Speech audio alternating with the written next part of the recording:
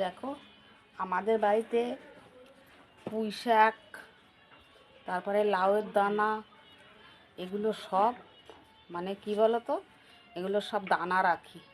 এই যে দানাগুলো পেকে গেছে, এবার গাছগুলো কেটে দানাগুলো নিয়ে ভালো করে জলে পরিষ্কার করে ধোবো, ধুয়ে 2-3 দিন রোদে ভালো করে শুকাবো, বুঝেছো?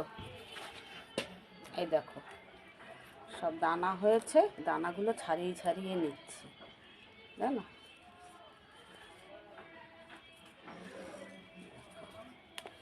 এগুলো তারপরে জলে ধোবো, ধুয়ে শ্বাসগুলো ফেলে দেবো, তারপরে রোদে শুকিয়ে শুকিয়ে কৌটো ভর্তি করে দানাগুলো রেখে দেবো।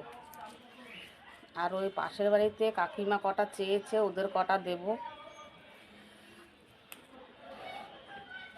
লাউয়ের দানা, লাউ গাছ তো প্রচুর হয়েছিল, এবারে একটা লাউ গাছ উঠেছে, গরমের লাউ গাছ দিয়েছি।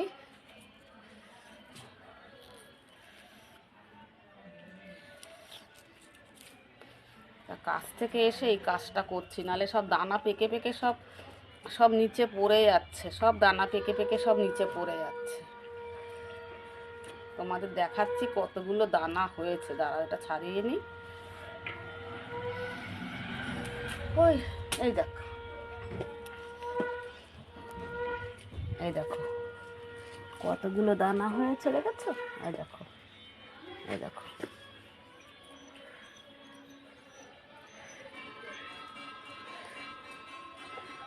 কতগুলো দানা হয়েছে, এবার দানাগুলোকে আমি জলে ধোবো, জানো?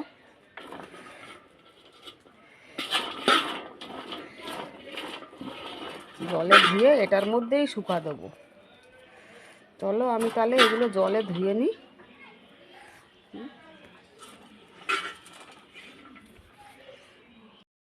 দেখো দানাগুলো এবার জলে আমি ধুচ্ছি। দেখো দানাগুলো চটকাই, দেখো লালে লাল হয়ে গেছে হাত, দেখেছো?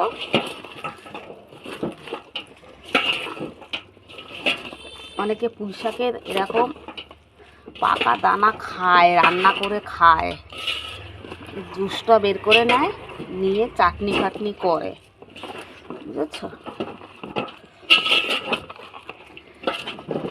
আমি সব কিছু বাড়িতে সবজি দিই, কিন্তু তার দানাটা রেখে দিই। একটু জলটা খুলে দিলাম হালকা করে। এই রং খেলার দিন যদি এটা রং খেলায় কারো গায়ে দেওয়া যায় না, পুঁই শাকের রং তো যে জায়গায় লাগবে উঠবে না পুরো, জানো? দেখেছো কালারটা? দেখো এবারে আমি কলটা বন্ধ করে দেবো।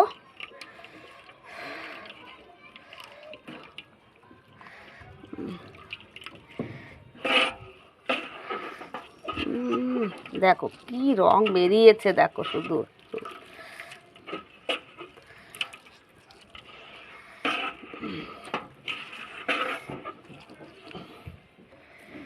চলো তাহলে আমি এগুলো পরিষ্কার করে ধুয়ে নিই। দেখো এতগুলো দানা এইটুকানি বেরোলো, দেখেছো? জল ঝরাতে দিয়েছি, আর তারপরে এটা হয়ে গেলে ছোট একটা থালার মধ্যে শুকাতে দেবো, 2-3 দিন ধরে কর করে করে শুকনো করে নেব। তা চলো আমার পুঁই শাকের দানা ধোয়া হয়ে গেল।